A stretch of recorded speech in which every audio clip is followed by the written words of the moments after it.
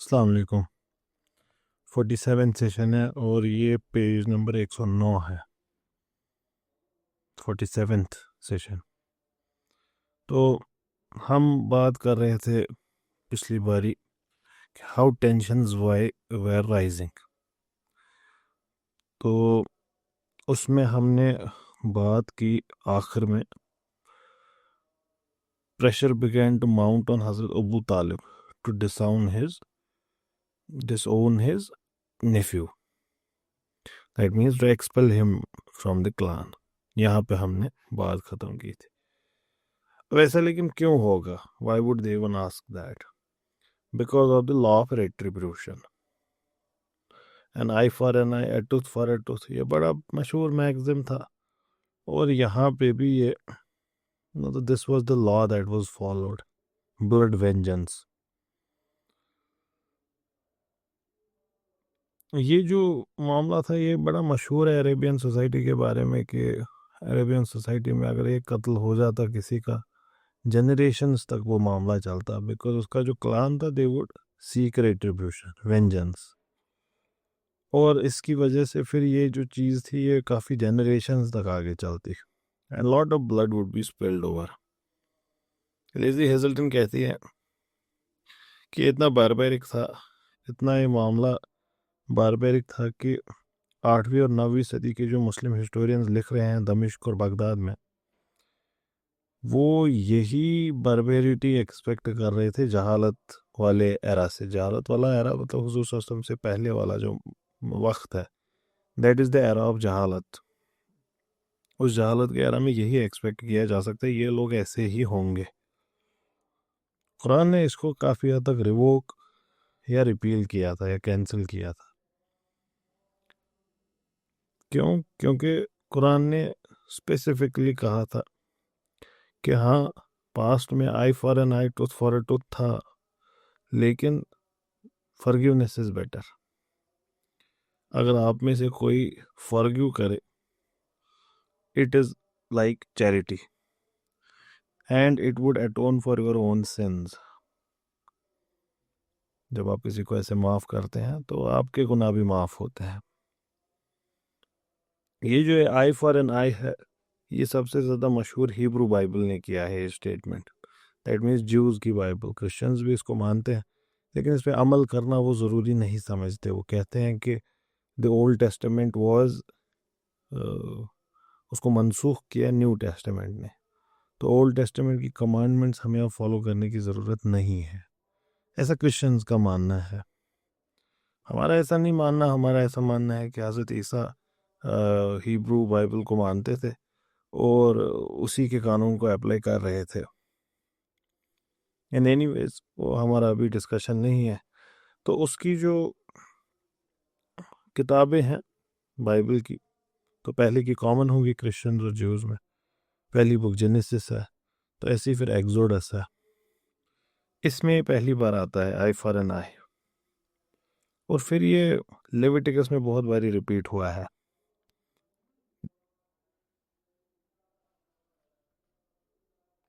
ये 5 किताबें हज़रत मूसा को एस्क्राइब करते हैं Jews and Christians. These are called the Pentateuch. Genesis, Exodus, Leviticus, Numbers and Deuteronomy, ये 5 किताबें। तो लेविटिकस में भी बड़ा रिपीट हुआ है, लेकिन ये बिलीव लिमिटेड नहीं है to Christians and Jews. That means it is not uniquely biblical. यही लीगल बेसिस थी तमाम जो दुनिया में थे ना लीगल सिस्टम्स। हर कोई लीगल सिस्टम जो दुनिया में वर्क करता है ना, अभी का हो, आज के बाद वाले भी जो होंगे, या डिफरेंट ममालिक के जो लीगल सिस्टम्स हैं, उन सब का कुछ फ़लसफ़ा होता है behind. There are some rules that are under how laws are made. तो जैसे इनोसेंट टिल प्रूवन गिल्टी, या शक से सर्टेनिटी रिमूव नहीं हो सकती। These are principles of law almost followed throughout the world. Harm must be alleviated, ये principles of law है।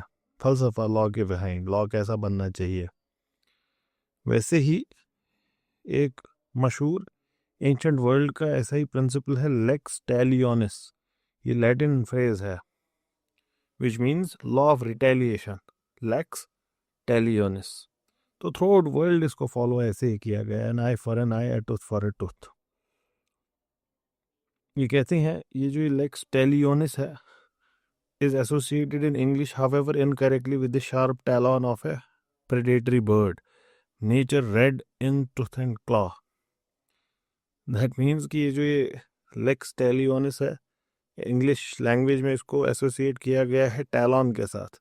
टैलॉन मीन्स क्लॉ। स्पेशली जो प्रेडेटरी बर्ड्स होते हैं, बर्ड्स ऑफ प्रे जिनको कहते हैं, उनके क्लॉ के साथ इसको एसोसिएट किया गया है। इसका मतलब वो जो उनका बिहेवियर होता है ना, वो नोच फाड़ के अपने शिकार को खा जाते हैं। Nature red in tooth and claw. तो लेजी हेजल्टन कहते हैं चाहे मुस्लिम स्कॉलर्स हो, मुस्लिम हिस्टोरियंस हो या मॉडर्न वेस्टर्न हिस्टोरियंस हो, दोनों 7th सेंचुरी अरेबिया को ऐसा ही दिखाते हैं कि जहाँ पे कत्ल हुआ तो अब कत्ल का सिलसिला चलता रहेगा। हमने इसके बारे में अपने अर्लियर सेशंस में बात की है, आप में से जो वाकिफ़ नहीं है तो उनको सुने। इसी सीरीज़ के जो पहले सेशंस हैं यूट्यूब पे अवेलेबल हैं, उसमें हमने एक बात की है कि ये जो प्री इस्लामिक अरेबिया है उसका मामला नो डाउट गड़बड़ है, नो डाउट। इसमें तो इसको ब्रश असाइड नहीं करना है, ये है। लेकिन जो ये पिक्चर हमारे दिमाग में खड़ी करता है ऑफ ए बारबेरिक कॉम, ये उतनी एंटायरली बारबेरिक कॉम नहीं है। It has a lot of social levels. We wouldn't say it has social levels at human threshold level. उससे तो ऊपर ही है। लेकिन ये इमेज जो बड़ी माइंड में क्रिएट हुई है बिकॉज ऑफन टाइम्स उनकी बुराइयां कोट होती हैं। ये एक बड़ी खुददार कौम है, ये जो अरब्स की कौम है। ये इसके फाउंडर्स हज़रत इस्माइल हैं, ये एक पैगंबर की बनाई हुई एक कौम है। तो इसको आप वैसे ही समझिए, इनके यहाँ बड़ी नज़ाकत थी, ऐसा नहीं है। They were a good civilization.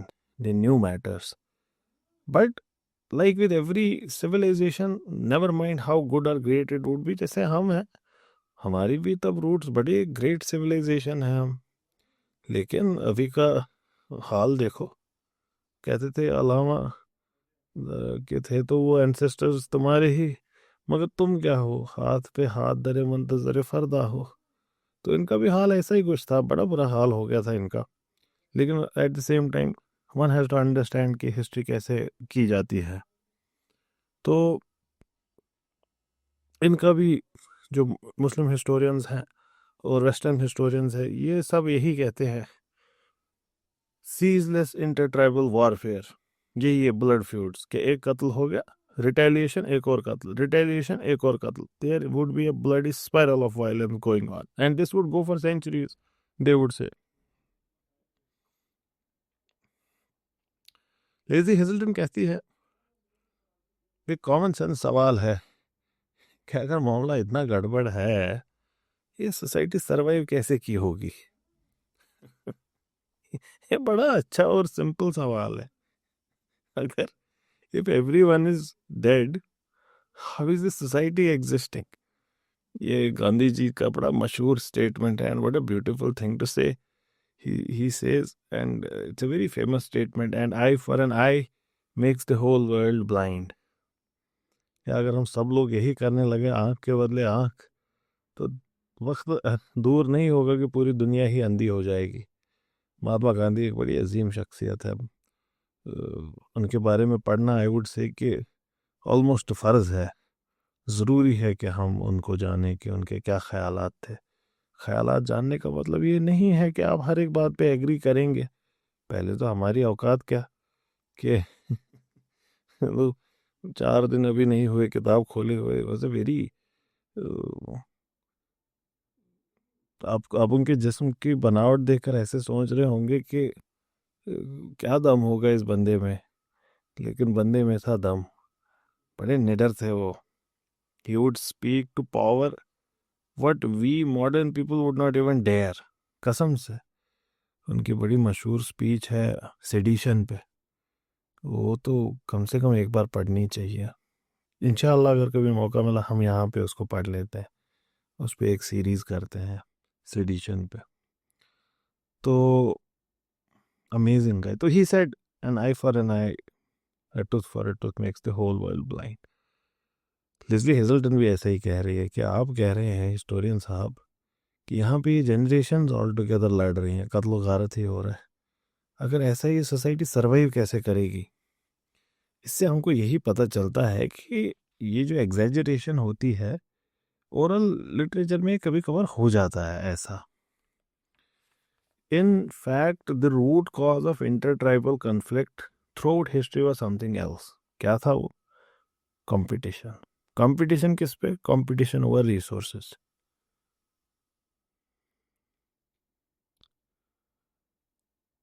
That means कि power is at the central, power is the central dynamic, power is at the center, not this blood etcetera. Arabia में दिस वुड मीन कि पानी के रिसोर्सेज पे किसका control है। Grazing rights जहाँ पे भी कुछ हो, जहाँ पे ये जानवर वगैरह ग्रेज करेंगे, अपना घास वगैरह खाएंगे, उस पे किसका हक होगा। टैक्सेस कौन लेवी कर सकता है? अगर कोई किसी शहर के बीच में से गुजर रहा है, वहाँ का टोल कौन लेगा? ये है लेज़ली हेजल्टन का मानना। हम इन दोनों चीज़ों को एक्सेप्ट करते हैं। एक मतलब ये बात सही है इनकी, आखिर जंग होगी ही क्यों। लेकिन इतना रिडक्शनिस्ट व्यू भी रखना ज़रूरी नहीं कि सिर्फ यही वजूहात हो सकती हैं जंग की। पावर सेंट्रल है जंग में, लेकिन बहुत बारी इडियोलॉजिकल जंगें भी हुई हैं। बहुत बारी सिंपल जो अरब कस्टम था कि किसी ने किसी का कत्ल कर दिया तो उसके बदले में ट्राइब ने वापस कत्ल कर दिया उसके बदले में। ये सारी चीज़ें अपने अंदर हकीकत रखती हैं। और ज़्यादा इम्पॉर्टेंट बात ये है, और ये बहुत इम्पॉर्टेंट पॉइंट है, कि ये जो प्रिंसिपल ऑफ ब्लड वेंजेंस था, अगर इसने कुछ किया, इसने कत्ल गारत नहीं किया, इसने कत्ल गारत को रोका। ये बड़ी इम्पॉर्टेंट बात है। इनफैक्ट हम लोग बहुत जल्दी अपने पास्ट को जज करते हैं through the modern lens, not understanding the things they used to do and why they did them. What does that mean? That means we are very easy at marking them as barbaric people, as if we somehow have become more civilized, more educated, better humans. And these heathens and barbarians, they knew nothing. But that is not true at all. Like I said, law has theories behind it, philosophy is behind it, what kind of law we should make. Similarly, part of law is punishment. Crime is part of a society. Punishment is part of the society. So, why would there be punishment? This question needs to be answered in philosophy. Why should there be punishment? So, there are multiple theories of punishment as well. If I'm not mistaken, when we did our series on political philosophy, I think I covered it there. It is not on YouTube yet. इंशाल्लाह western philosophy मुकम्मल होके आ जाएगा तो तब आप उसको सुनिएगा। But for now, out of many theories, one of the theories is deterrence theory. And why should we punish a criminal? Because it deters others to stop or refrain from doing such activities. कहने का मतलब, किसी ने murder किया, किसी ने चोरी किया, हमने we don't punish them, we let them be. There is nothing that stops someone else from doing it. In fact, it incentivizes them कि देखो कुछ नहीं हुआ और तुम्हारा फायदा भी हुआ। तो अगर हम चाहते हैं कि आगे ये कोई ना करे तो वी हैव टू पनिश। तो इसको कहते हैं डेटरेंस थ्योरी, कि खौफ, डर के मारे कोई ना करे। ब्लड मनी, ये सॉरी, वेंजेंस एंड रेट्रीब्यूशन, ये काफ़ी हद तक इस काम को करता है। अगर आपको मालूम है कि मैं अगर किसी ट्राइब के किसी शख्स का कत्ल करूंगा, वो पूरा ट्राइब मुझ पे टूट पड़ेगा,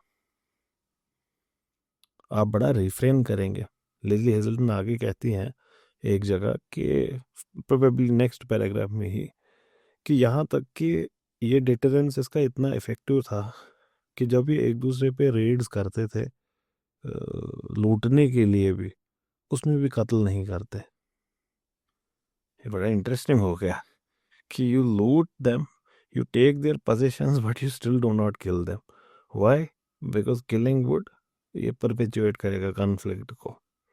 तो डिटरेंस थ्योरी कहते हैं इसको। इसीलिए एंशंट लॉ में बड़ी जगह जब कोई ट्रीजन होता था, ट्रीजन एक बहुत बड़ी चीज़ है, ट्रीजन थ्रेटन करती थी एग्जिस्टेंस ऑफ ए सोसाइटी को ही।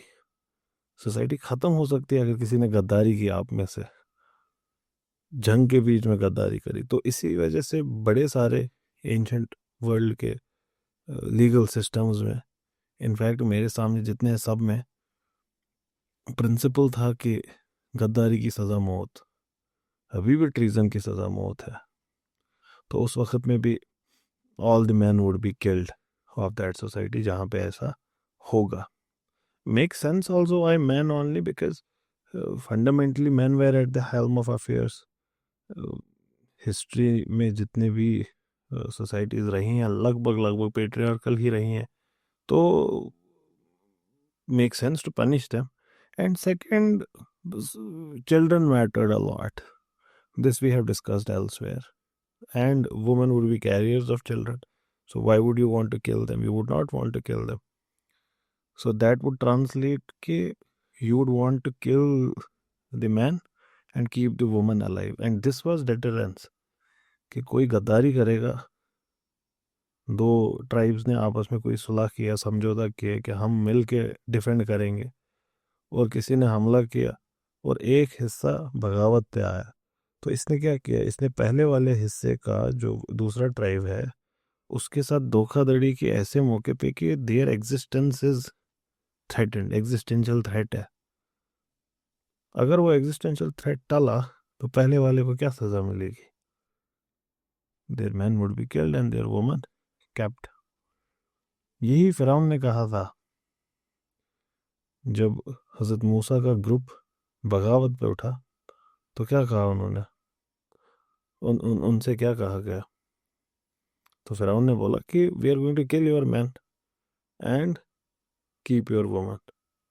और ऐसा ही फिर बाद में बनु कुरैज़ा के साथ भी हुआ, their man were killed and their woman kept.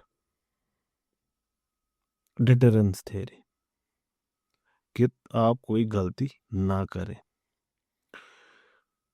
Lazy Hazleton कहती है जहाँ पे सेंट्रल अथॉरिटी स्ट्रांग नहीं होती, which means all ancient kingdoms, central authorities, ये जो सेंट्रल अथॉरिटी मतलब एक इम्पीरियल किंगडम जिसका बहुत बड़े खित्ते पे कब्जा हो। जैसे हिंदुस्तान में पहला बड़ा किंगडम जितना मेरा इल्म है that would be Mauryan empire. Mauryan empire से पहले there are small city states, छोटी सिटीज, मगध है एक सिटी, तो ऐसी छोटी छोटी जनपद कहते थे इनको। तो that we will not call having strong central authority. फिर चंद्रगुप्त मौर्य आते हैं, अशोक आते हैं, they form the first big kingdom in India. तो ऐसे किंगडम्स में जहाँ सेंट्रल अथॉरिटी नहीं होगी वहाँ पे ये बड़ा रफ लेकिन रेडी सोल्यूशन है, एक इफेक्टिव तरीका है सिक्योरिटी इंश्योर करने का। तो rather than perpetuating violence it would debtor it. तमाम ग्रुप्स ये भी रिकॉग्नाइज करते थे साथ में कि, और ये आपको समझ आएगी भी, डेटरेंस कब वर्क करेगा। डेटरेंस तभी वर्क करेगा जब आपको पता है कि इट वुड बी इन्फ्लिक्टेड। कहने का मतलब, अगर आपको मालूम ही है कि कभी कभार माफ़ भी किया जाता है, ऐसा ज़रूरी नहीं कि कत्ल करने के बाद आपको कत्ल किया जाए। आपको पता ही है मेनी ट्राइब्स फॉरगिव या मेनी ट्राइब्स फॉरगेट या many tribes just don't react. आप ये देखते हैं मॉडर्न वर्ल्ड में भी मुस्लिम्स के साथ जो मामला हुआ है उसमें मुस्लिम डेटरेंस जो है वो भी, उसका भी रोल है। Muslims were very quick to react to many things which they don't react to anymore, and those things have started to increase in the society. Earlier days many things would create ripples throughout Muslim world, and now they don't. तो वो जो कल्ब में सोज नहीं, रूह में एहसास नहीं, तो वैसा ही मामला यहाँ पे भी है कि अगर आपको पता ही है कि ऐसा कुछ नहीं होना है, nothing is going to happen, कोई डिटरेंस नहीं है, कुछ नहीं है, तब फिर आप you would go along with it whatever you wanted to do. तो तमाम ग्रुप से रिकॉग्नाइज करते थे कि ये लेक्स टैलियोनिस का काम करने के लिए ज़रूरी है कि रिटेलिएशन श्योर थिंग हो, कि किसी का कत्ल अगर होगा तो रेस्पॉन्स भी क्विकली आएगा। अगर किसी भी क्लान, किसी भी ट्राइब का कोई मेंबर मारा गया है तो उसके रिश्तेदारों पे फ़र्ज हो जाता है, क्या फ़र्ज हो जाता है कि दे शुड एवेंज। और ये कहा जाता था अरब्स में कि अगर कोई शख्स, his death, his murder, his slaying was unavenged, तो उसकी कब्र में से एक आउल would emerge जो खून मांगेगा ताकि उसकी प्यास बुझ जाए। तो ये जो ऑब्लिगेशन थी, it was as much inward as outward, reinforcing group solidarity within the clan or tribe, since all could be held responsible for the action of any member। कि ये इनको एक भी बनाती थी, एक ग्रुप और एक ट्राइब को। कैसे? क्योंकि किसी एक की एक्शन के रिपरकशन सब पे होंगे, मतलब अकेला नहीं जिसने मर्डर किया, everyone would become part of it, and it applied in preventive as well as offensive mode, दोनों केसेस में। The certainty that killing someone from other group would place your own kin in danger meant that you were under strong social pressure to avoid fatal violence। कि जो इसी ये certainty थी, पता थी यार उसको कि इससे होगा, तो बड़ा ही एक सोशल प्रेशर होता था, कोई लड़ता नहीं था इस हद तक का कि कत्ल हो जाए। जब इनके बेडोइन ट्राइब्स जो थे, जब वो लड़ते थे आपस में, जब वो कैमल कारवंस पे रेड करते थे लूटने के लिए, वो उसके बावजूद अवॉइड करते थे कि वो उनको किसी किसी की जान ले ले। They would avoid because if they would do that, emotion, it would set in motion a blood feud। तो raids, they would be purely for goods, they would never want to take lives। लेकिन चाहे intention रहे ना रहे, तलवारें जब निकलती हैं तो कुछ ना कुछ तो हो जाता है, कभी ना कभी कत्ल तो होगा ही। इस वजह से लॉ ऑफ रिटेलिएशन में अक्सर एक कॉम्पनसेशन का भी सिस्टम होता था। बेबीलोनियन और रोमन लीगल सिस्टम्स में वेल एस्टेब्लिश था और वहीं से कहीं से अरब में भी आया था। ये दियत की बात हो रही है, ब्लड रैंसम, ब्लड मनी जिसको कहते हैं, कत्ल के बदले कितना देना है इन गोल्ड और इन गुड्स, ये डिसाइड करता था एक हकम, ए वाइज आर्बिट्रेटर। ये हो सकता था 10 कैमल्स फॉर इंस्टेंस, या फिर जैसे हुबल ने हुजूर सल्लल्लाहु अलैहि वसल्लम के वालिद मोहतरम, उनके लिए 100 कैमल्स, ऐसा भी हो सकता था। तो इस वजह से जब एक्सट्रीमिस्ट किसी को टीज करना चाहते थे तो दे, मतलब टीज देयर कवर्डिस, तो दे वुड टेल देम कि you are those that are content with milk instead of blood.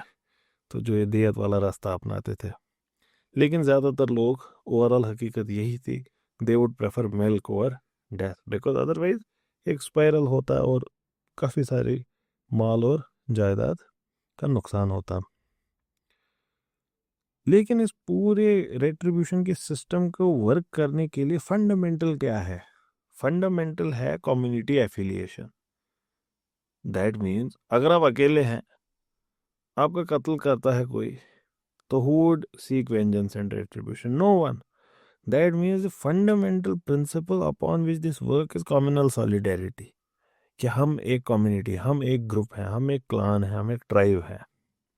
तो आपका क्लान या आपकी ट्राइब ही आपको प्रोटेक्शन देता था। ये प्रोटेक्शन सिर्फ इसके मेंबर्स नहीं, those that were taken as slaves and freedman, वो उन पे भी अप्लाई होता था। लेकिन अगर किसी के पास कोई क्लान एफिलिएशन नहीं है, अगर उसको एक्सपेल किया गया है क्लान से, the way Quraysh wanted Hazrat Abu Talib to do with Huzur sallallahu alaihi wasallam, then there was no such protection. Literally वो एक outlaw था. Outlaw मतलब beyond the law, जिस पे लॉ अप्लाई नहीं होता. लॉ अप्लाई नहीं होता तो लॉ प्रोटेक्ट भी नहीं करता. तो हजरत अबू तालिब बड़ी एक टेरेबल पोजीशन में फंसे हुए हैं. यहाँ यह हकीकत है, वक्त के साथ हुजूर सल्लल्लाहु अलैहि वसल्लम के लिए मोहब्बत और इज़्ज़त उनकी आंखों में बहुत बड़ी थी, लेकिन इसके साथ साथ इनका खुद का स्टेटस और इन्फ्लुएंस कम हुआ था. क्यों? क्योंकि इनकी जो वेल्थ थी दैट हैड हिट मिसफॉर्चून. लेकिन इस सब के बावजूद, even if he was lacking in money, he still had his pride. खुददारी अभी गई नहीं थी. बनु हाशिम के ये सरबराह थे, the patriarch of Hashims, not the patriarch to be precise, क्योंकि इनसे पहले भी बहुत बड़े सारे लोग थे, but the head of the Hashims. तो इनकी ये ड्यूटी थी कि ये सबको प्रोटेक्ट करे, each and every one in his clan, that included हुजूर सल्लल्लाहु अलैहि वसल्लम. यही तरीका था, यही सिखाया गया था, यही बताया गया था, ऐसे ही मामलात होते थे, और इन्होंने भी यही कसम खाई है कि ये भी ऐसा ही करेंगे. तो जब ये बाकी क्लान्स के जो भी उनके लीडर्स थे, जब वो इनके पास आए एंड कन्फ्रंटेड हजरत अबू तालिब, तो बिल्कुल वही between rock and hard place he was कि क्या करूं अब मैं. हुजूर सल्लल्लाहु अलैहि वसल्लम ने इनकी मदद भी बड़ी की थी bye adopting his son Hazrat Ali. If he could not personally accept everything his nephew was preaching, that was no matter. Over the years, the two men had developed a deep bond of trust and affection. और ये जो ये ties हैं जो हुजूर सल्लल्लाहु अलैहि वसल्लम और हज़रत अबू तालिब के बीच में बने थे, यही तो इंसान को ऑनर देते थे, इन टाइज को जिंदा रखना. तो it's a matter of pride as well, matter of इज्जत, मैटर ऑफ ऑनर. लेकिन यही जो ये सेंस ऑफ ऑनर है, that's exactly what he must forgo, और that's what he has been asked to forgo, कि कोई नहीं, छोड़ना पड़ेगा आपको ये. So what would he do? He is got in a very tough position हजरत अबू तालिब. ये कौन सी डेलीगेशन थी? बड़े डिफरेंट टाइप्स के लोग इसमें थे, and it was led by एक शख्स, मनु ये बनु मखजूम क्लान, उसका जो सरबराह था वही इस ग्रुप को लीड कर रहा था. यही शख्स कुछ ही वक्त में he would become the most vociferous and most violent of opponents of हुजूर सल्लल्लाहु अलैहि वसल्लम. इतना कि इनका नाम, जो अबू हकम था, इसका नाम अबू हकम, हिकमत, फादर ऑफ हिकमत, that means very intelligent person, father of wisdom. इस नाम को बदल के इस्लामिक हिस्टोरिक रिकॉर्ड में इसका नाम अबू जहल, फादर ऑफ इग्नोरेंस, रखा गया. अच्छा, ये दो उमर थे, एक तो हजरत उमर और ये प्रोबेबली इनका नाम अमर था. हो सकता है कि डायलेक्टल डिफरेंस हो दो में, आई डोंट नो, अरबिक में ज़्यादा नहीं जानता. तो हुजूर सल्लल्लाहु अलैहि वसल्लम ने दुआ मांगी थी रब से कि दो उमर में से एक उमर मुसलमान हो जाए, और फिर हज़रत उमर जिनको हम जानते हैं वो मुस्लिम हो गए. ये बड़ा ही जलील था ये वाला अमर इब्न हिशाम, अबुल हकम इसको कहते थे, और हम इसको अबू जहल नाम से जानते हैं. लेज़ी हेजल्टन कहती है ज़्यादा टाइम नहीं लगेगा इसको साबित करते हुए कि ही डिज़र्व दिस नेम. कसम खाई इसने कि बाखुदा, बाय गॉड, हम नहीं अब बर्दाश्त कर सकते हैं कि हमारे फोर फादर्स की ऐसी बेइज्जती हो रोज़. ये जो रिडिक्यूल है, ये जो मॉकरी है, जिससे हमारे ट्रेडिशनल वैल्यूज़ को रोज़ छेड़ा जाता है, हमारी सेंसिबिलिटीज़ को टच किया जाता है, हमारे खुदाओं को अब्यूज़ किया जाता है, हमें बर्दाश्त नहीं कर सकते. कौन कह रहा है ये? अबू जहल. किससे कह रहा है? हज़रत अबू तालिब से. या तो तुम रोको इसको, या तो आप हुजूर सल्लल्लाहु अलैहि वसल्लम को रोके. नहीं तो हमें इजाज़त दे, हम उसको रोकें। और आप खुद हमारी ही पोजीशन पे खड़े हैं, कहने का मतलब अबू तालिब ने भी दीन कबूल नहीं किया है, तो he is in opposition to you as well. तो हम ही आपके लिए ये काम कर देते हैं, we will get you rid of him. कहने का मतलब सिंपल बात है, या तो हज़रत अबू तालिब अपने नेफ्यू को खामोश कर दे, रोके और बोले उनको कि नो मोर, या तो Abu Jahl is saying we would force him into permanent silence, या तो silence on these matters as per Abu तालिब, और complete silence as per Abu जहल। लेकिन ये जो बात है, एक अबू तालिब जैसी शख्सियत के लिए it is an abhorrent idea. He would not and he could not do it. ये तो जो सेंट्रल प्रिंसिपल है उस सोसाइटी का, ये तो उसी के खिलाफ है। ये प्रिंसिपल इस सोसाइटी का, इसकी सोशल और पॉलिटिकल एग्जिस्टेंस का जो सेंट्रल एलिमेंट है उस पे वार है, किनशिप, रिश्तेदारी। अगर ये हुजूर सल्लल्लाहु अलैहि वसल्लम को एक्चुअली एक्सपेल कर रहे हैं, what is he doing? He is signing his death warrant, that the way Abu Jahl wanted. Abu Jahl क्यों चाहते हैं कि ट्राइब से बाहर करें? ये महज इतना ही नहीं है कि ट्राइब से बाहर करना है, ये कह रहे हैं कि आप उनको बाहर करें ताकि हम अपना काम कर सके। तो अगर हजरत अबू तालिब ये करते हैं तो it would be signing his death warrant, and if he does so he has betrayed the most fundamental of his own duties. What was that? That he would protect, he would extend his protection to each and every member of the clan. That is what he would be betraying. और कोई भी इज्जतदार शख्स ऐसा नहीं कर सकता। And Abu Talib saw it as a sign of how low honor had sunk that Abu Jahl would even demand such a thing. लेकिन बात इतनी ही नहीं थी, एक और फैक्टर था। ये हकीकत है कि हज़रत अबू तालिब ने फॉर्मली एक्सेप्ट नहीं की थी हुज़ूर सल्लल्लाहु अलैहि वसल्लम की मैसेज, लेकिन जो वो बात करते थे इनके साथ रेजोनेट होती थी। ये हमको कैसे पता?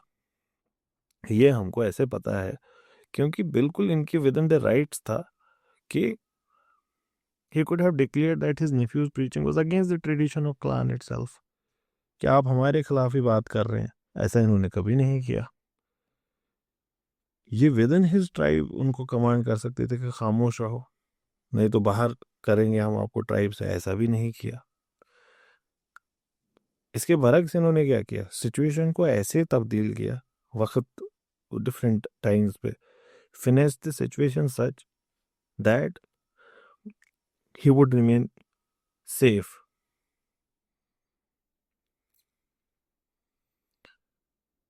देन ये जो सिचुएशन थी अबू जहल वाली, ये इसको कैसे देखते थे हज़रत Abu Talib? Probably he saw it just heat of the moment में बोली हुई बात, दैट इज कि अभी बोल रहे हैं, सही में थोड़ी करेंगे। तो इन्होंने इनकी बातों को भी थोड़ा इधर उधर घुमाया होगा कि हाँ हाँ कोई बात नहीं, मैं बात कर लूँगा। तो इवन ऐसा कहते हैं सॉफ्ट आंसर एंड कंसिलिएटरी रिप्लाई दिया होगा उनको। हज़रत अबू तालिब ने क्या मामला किया कि ही वुड हैव थॉट कि अभी मामला गर्म है एंड ये गुस्साए हुए हैं, तो let me just kind of pacify, तो ठीक है कोई बात नहीं, मैं बात करूँगा, and that kind of response. और इन्होंने ये भी तो सोचा होगा कि श्योरली द प्रॉफिट सल्लल्लाहु अलैहि वसल्लम would be open to reason, उनसे बात तो हो ही सकती है। उन्होंने सोचा होगा कि उनको प्रोसीड, ये परसुएट तो कर ही सकते हैं, if not to stop completely but at least to tone down his message. और अगर कुछ भी नहीं तो simply as a personal favour, ऐसा ही करते हैं ना हम भी, जिन दोनों लोग के बीच में लिहाज हो तो हम उस चीज़ को इस्तेमाल करते हैं कि please for my sake do it. तो he must have thought that as well. और हमें ये भी पता है ही डिड ट्राई, कोशिश अबू तालिब ने की और कहा उनसे कि nephew, be a little discreet, थोड़ा केयरफुल रहें, थोड़ा प्रूडेंट रहें, थोड़ा खामोश रहें, अपने इन मामलों को थोड़ा कॉन्फिडेंशियल रखें। क्यों सबको बोलना है आपस में? बस you are doing your thing, why do you have to interfere in their मामला? लेज़ी हेजल्टन कहती है कि हुजूर सल्लल्लाहु अलैहि वसल्लम के माइंड में कितना भी ये कन्फ्लिक्ट आया हो इस बात से, एक तरफ seeing his uncle under such pressure और दूसरी तरफ से the mandate of the message itself, लेकिन उनको पता थी which one of the two is going to prevail. There is a subtle hint कि the mandate of the message would prevail, he would not stop. और जो conversation हमारे पास रिवायतों में पहुंची है, it is fraught with tension. हुजूर सल्लल्लाहु अलैहि वसल्लम फरमाते हैं कि हज़रत अबू तालिब से कहते हैं कि मुझे खुदा की कसम है, if they put the sun in my right hand and the moon in my left on the condition that I would abandon the path, I would not abandon it. बड़ा मशहूर है ये, बहुत मशहूर है। हुजूर सल्लल्लाहु अलैहि वसल्लम ने क्या फरमाया इस मौके पे, कि कुछ भी कर लें, ये मुझे कोई भी चीज़ दौलत दुनिया की दे दे, और फिर बाद में हम देखेंगे कि they do offer everything they could. तो हुजूर सल्लल्लाहु अलैहि वसल्लम फरमाए, कुछ भी दे मुझे, they put sun in my right hand and moon in my left, I would not abandon my path and I would not abandon it even if I perish in it in the course of it. तो ये कहकर he has, what has he done, he has practically given हज़रत Abu Talib permission to expel him, कि आप मुझे expel कर सकते हैं पर मैं इस चीज़ को नहीं छोड़ूंगा। And he has indirectly given sanction for his own execution, because he must have known that to be thrown out of the tribe means signing a death warrant. So he is telling him, let them kill me, but I'm not going to stop. और ये कहकर he broke down in tears and he moves towards the door. दरवाजे पे पहुंचते हैं हज़रत Abu तालिब, जो खुद रो रहे हैं। He stops him. वापस आओ। He calls him back. Come back, my nephew. जो कहना है कहो। अल्लाह की कसम, I would never give up on you just because you are preaching what you believe in. Preach whatever you want. Abu Talib is going to stay with you. We'll stop here and we'll see what the Quraysh do in response. Assalamu alaikum.